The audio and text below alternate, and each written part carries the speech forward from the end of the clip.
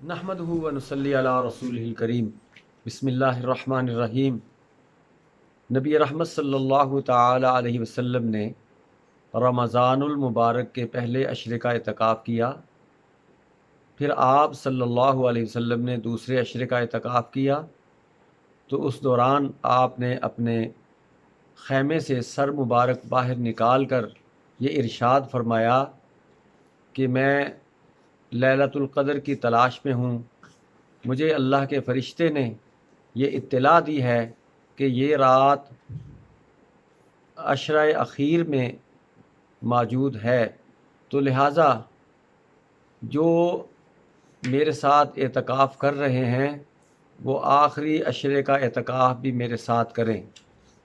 تو پھر رسول اللہ صلی اللہ علیہ وسلم نے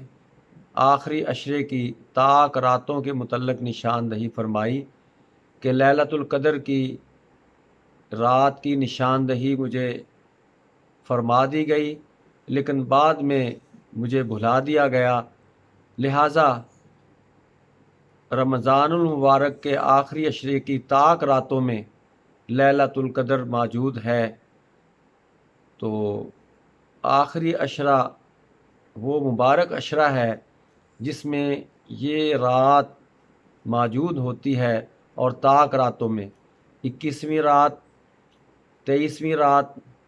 25ویں رات، 27ویں شب، 29ویں رات، لہٰذا جو ان راتوں میں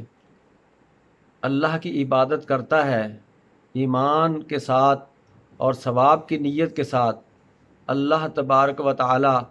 اس کے تمام سابقہ گناہوں کو بخش دیتے ہیں اور اسے اتنا اجر و ثواب ملتا ہے کہ 1000 مہینوں سے بہتر عند اللہ